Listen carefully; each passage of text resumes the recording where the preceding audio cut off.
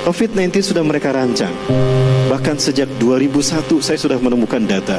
Kalau tahun 95 mereka sudah tahu akan menciptakan pandemi. Pertanyaannya, kalau Shanghai dan Beijing mereka tidak ada yang menjadi korban meninggal karena COVID-19, itu karena mereka sudah punya antivirus. Tolong tunjukkan pada saya Bapak Ibu yang pernah mendapatkan foto Bill Gates selama COVID-19 dia tampil menggunakan masker. Ada tidak? Tidak ada, karena dia bagian dari konspirasi di balik COVID-19.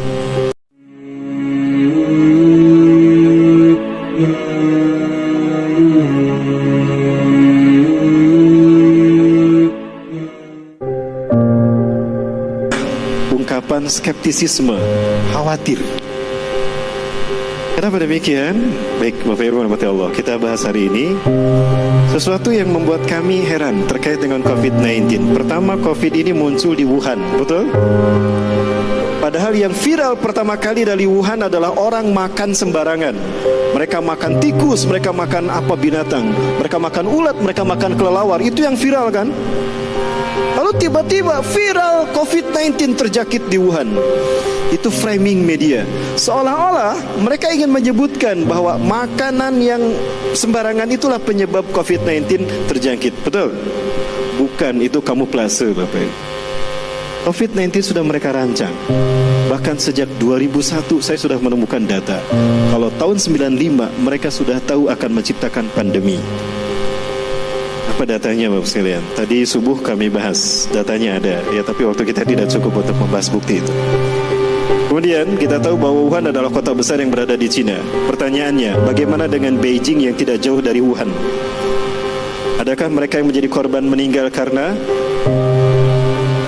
COVID-19? Tidak ada. Beijing tidak ada yang meninggal satupun. Bagaimana dengan Shanghai? Tidak ada sama. Di antara mereka tidak ada yang mati gara-gara COVID-19. Pertanyaannya, begitu pula dengan Uighur. Kita tahu Uighur adalah negara yang sedang dianeksasi oleh pemerintah Cina. Dan kita tahu Uighur mayoritas Muslim, betul? Mereka negara Islam. Dan mereka ada dalam saat untuk mereka dihabisi. Pertanyaannya, ada yang meninggal gara-gara penyakit COVID-19 dari Uighur? Tidak ada. Ada? Saya belum mendapatkan data. Selama ini saya mendengar tidak ada. Pertanyaannya, kalau Shanghai dan Beijing mereka tidak ada yang menjadi korban meninggal karena COVID-19, itu karena mereka sudah punya antivirus. Tolong tunjukkan pada saya Bapak Ibu yang pernah mendapatkan foto Bill Gates selama COVID-19 dia tampil menggunakan masker. Ada tidak? Tidak ada, karena dia bagian dari konspirasi di balik COVID-19. Tadi subuh kami bahas di masjid apa tadi? Ar-Rahman ya, Masjid Ar-Rahman. Itu ya Filar Makulah. Nah kemudian jika Uighur saja, saya yakin tidak ada antivirus di sana. Justru mereka sedang dihabisi. Tadi tidak ada satupun yang meninggal dunia.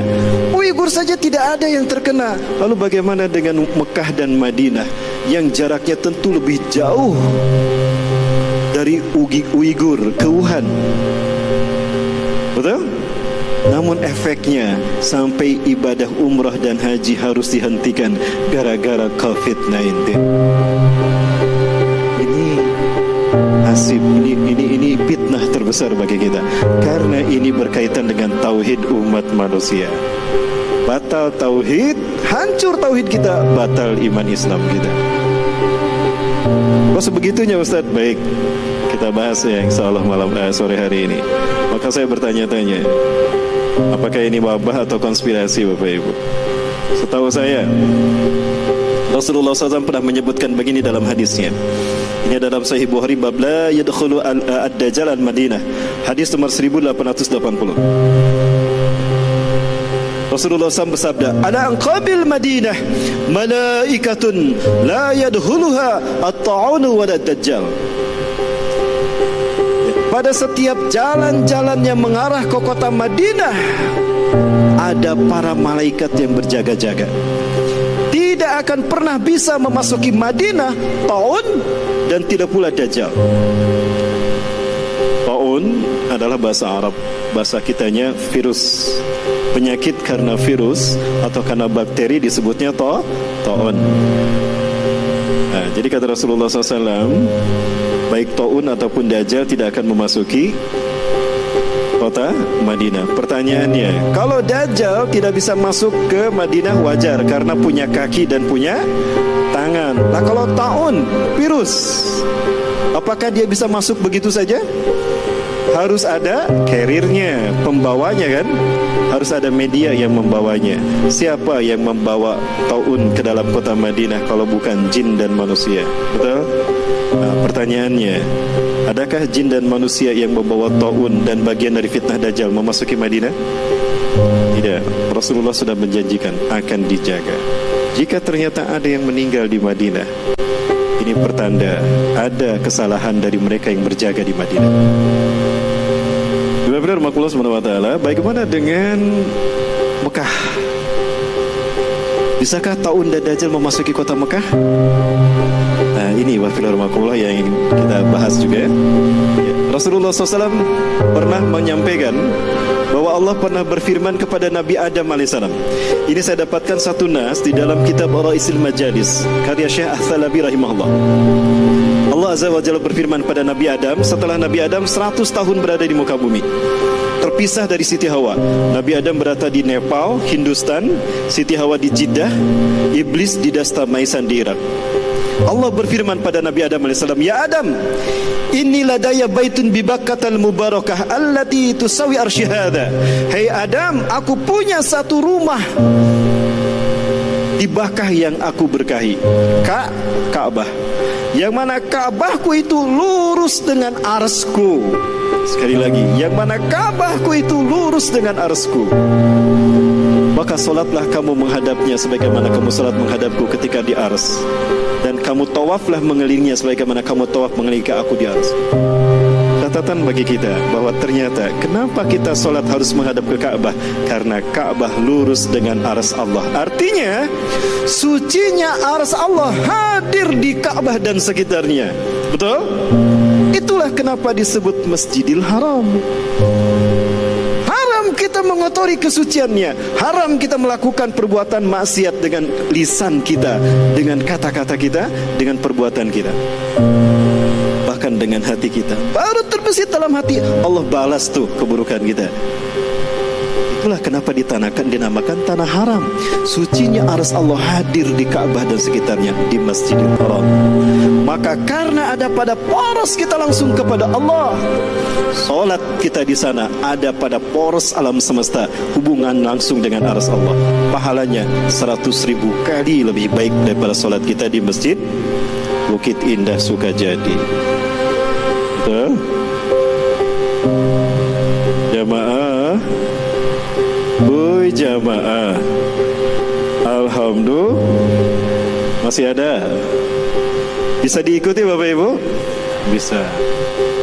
Ya, ini sengaja saya bawakan materi ini karena kita terkait dengan kerjasama panitianya adalah masjid dan revita wisata. Jadi saya bahas ini, dan ini terkena fitnah Dajjal juga, fitnah akhir zaman. Baik, Bapak Ibu rahmati Allah Subhanahu wa taala. Nah, ini terkait dengan tauhid kita. Satu hal yang saya sedihkan, tanggal 3 Maret harusnya saya berangkat insyaallah. Sudah dapat izin kami untuk memasuki Jordan, Palestina dan Mesir. Tapi kami terhalang untuk bisa memasuki Mekah Madinah. Keluar peraturan baru, 20 negara tidak bisa memasuki Mekah. Satu di antaranya adalah Indonesia. Ini musibah bagi kita. Kenapa demikian Bapak sekalian? Baik Bapak Ibu rahmati Allah. Bapak Ibu rahmati Allah subhanahu wa ta'ala, apakah kondisi ini seperti ini dikatakan aman bagi kita? Saya tidak yakin. Seumur hidup saya, setiap kali kita datang ke Masjidil Haram, kapanpun, jam berapapun, selalu penuh orang melaksanakan tawaf. Betul? Dan tawaf tidak pernah berhenti. Hanya solat wajib yang membuat kita berhenti berhenti tawaf. Begitu kita selesai salam, Assalamualaikum warahmatullahi wabarakatuh, Assalamualaikum warahmatullahi wabarakatuh, baru kita langsung tawaf lagi. Tidak wirid, tawaf lagi. Dan adakah kita menyadari Bapak Ibu sekalian, kalau solat tidak pernah berhenti setiap detik? Tidak henti-hentinya orang melaksanakan solat di muka bumi di seluruh penjuru dunia. Dan adakah kita menyadari azan tidak pernah berhenti setiap detik? Mau saya buktikan Bapak Ibu sekalian? Kita buktikan, azan tidak pernah berhenti setiap detik. Tapi ini kita simpan.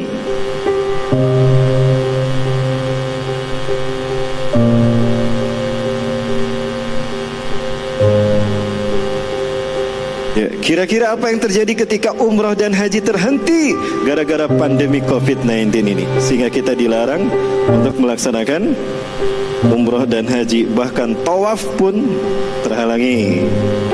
Ya, baik, satu itu Bapak Ibu sekalian. Mohon maaf sebentar. Satu lagi Bapak Ibu sekalian, ketika ini kosong, ada peristiwa unik lagi.